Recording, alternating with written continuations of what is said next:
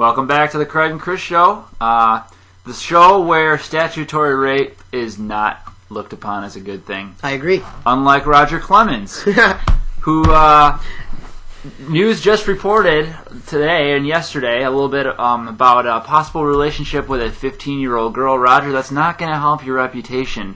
When you're already being looked at as a steroid user and a cheater, Whoops. Now you're cheating in baseball and on your wife. Ooh, that's not good. going to help the reputation, buddy. Turn your back on baseball and family.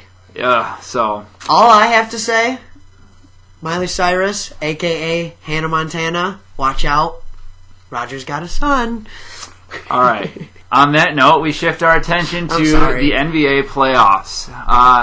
Pretty intense battles going on in the Eastern Conference. I think a little bit more intense than a lot of people had originally thought. I mean, after Game 2, I think most people were thinking a 4-game sweep for the Boston Celtics after they just ran over the Atlanta Hawks. But Atlanta comes back home, shows a little bit more confidence in their game, and Joe Johnson decides that he's going to play like Michael Jordan. Yes. And right now we're back in a 2-2 series. What's going on with that, Craig? Man, that's awesome. I watched that game last night. I know I called you in the fourth quarter. That game was awesome. Atlanta was down.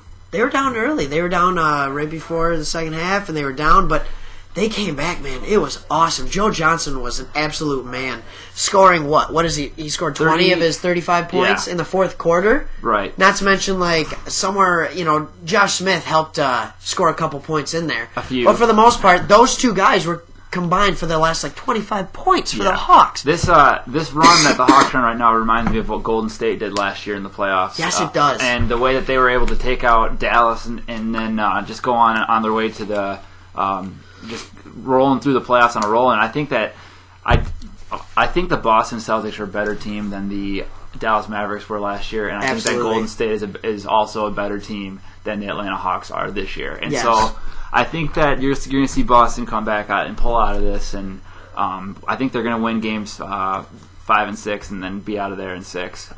Do you think so? They've got too many weapons on that team. I think Kevin Garnett is just going to get angry, and he's going to come out, and they're going back to Boston now, and I just don't see them losing in Boston. And I think that Doc Rivers is a great coach, and I think that he's going to get these guys focused and ready to go and dominate in games 5 and 6. Absolutely. I think that we could see a Game 7. I do. Obviously, I don't think Atlanta's going to win the series ultimately because Boston still has home court advantage. It's basically a best-of-3 series right now, and I'm going to take Boston in that. With the experience of Ray Allen, Paul Pierce, and Kevin Garnett, I don't know how you can't take and the emergence of Rajon Rondo too. He's really throughout the season he had stepped it up.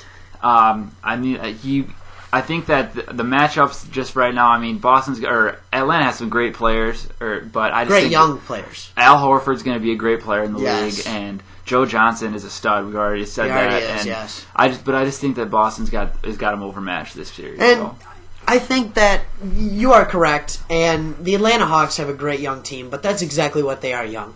Now, this is giving problems with the Celtics because of that young speed.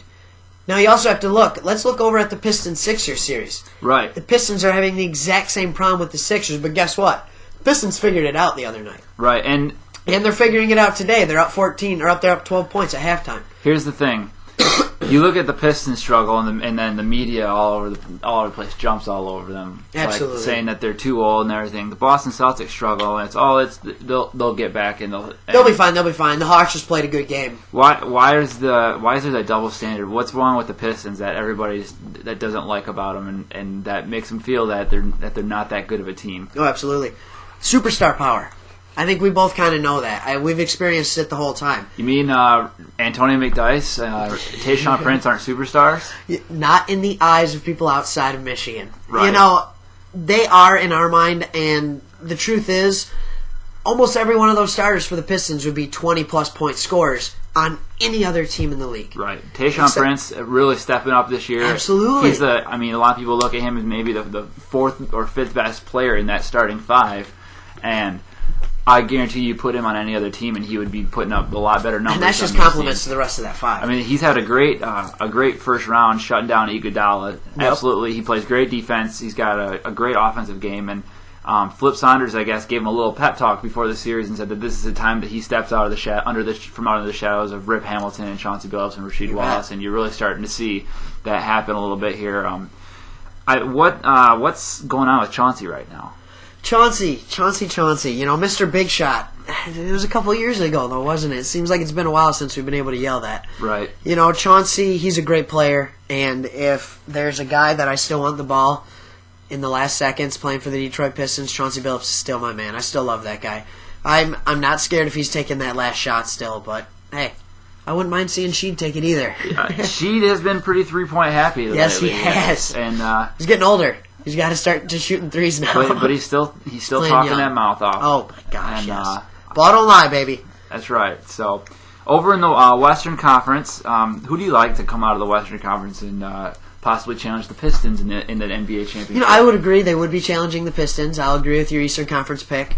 I think it's got to be the Lakers. Lakers have looked tough against the Lakers look tough. They, for the first time in a long time, they look like a team. Right. They look like a team that has superstar power with it, too. And it's really fun to watch. They just completely dismantled a Denver team. They won last night, won the series 4-0. I don't think really there's ever a question about it. And you're talking about a Denver team that, yeah, sure, they don't really play defense, but you're talking about a Denver team that has Allen Iverson, Carmelo Anthony, and then Kenyon Martin, Marcus Camby. These guys aren't too bad either.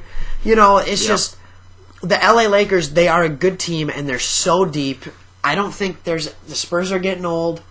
The other teams, the Hornets are young. I just think that they have a nice mix of players. Hornets have a great star in Chris Paul. He's had an absolutely CP3, phenomenal. baby. And my question for you, if you had to build an NBA franchise around one player and your choices were Kobe Bryant, LeBron James, Chris Paul, or Dwight Howard, who would you pick as all Michael great Jordan. young stars in the league? That's tough because if I'm going to say one player and I want that to build around, it'd be Kobe Bryant. But when you look at age as a factor, I think you have to take Chris Paul. Because he's where it starts at the point guard for me. Right. It really does. Now, sure, there's been great teams that have won it without great point guards. But guess what? They know how to run a team. Chris Paul not only will score for you, but he may be the best all-around point guard we've ever seen when it's all said and done.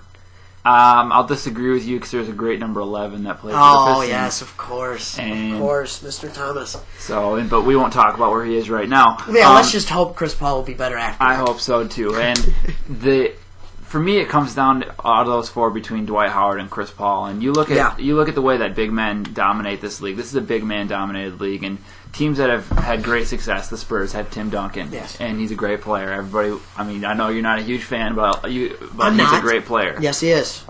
You look at other teams that have had great success with big men, the Miami Heat with Shaq, the Lakers with Shaq. Yep. And what I see, Dwight Howard, is he playing the Bulls for with Luke Longley?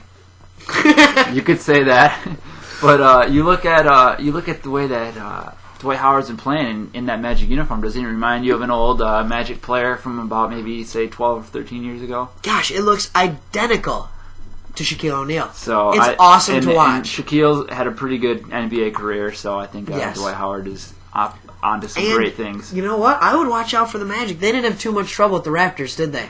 They did not. They definitely did not. 4-1 series, and the winner of the Pistons-Sixers series, which is clearly starting to look like the Pistons now, is going to have to play that Magic team, and they're rested, they're young, they're a good team. The series is still 2-2 with the Pistons and Sixers, and the Pistons... The Pistons are winning, but it's tough. You never know. And Snoop Dogg over in Toronto didn't have much to say about about the Magic, so Chris Bosh. So this Chris Bosh, very nice. He does look like Snoop Dogg. So, that's about the NBA playoffs. We got a lot more to talk about NHL playoffs. One of my favorite times of the year. Gotta love. I'll Lord take Stanley. your job here. I'll start leading this because this man right here, Chris Shear, this is the guy that knows everything. So we'll get back to that after this break. NHL playoffs on the Craig and Chris Show.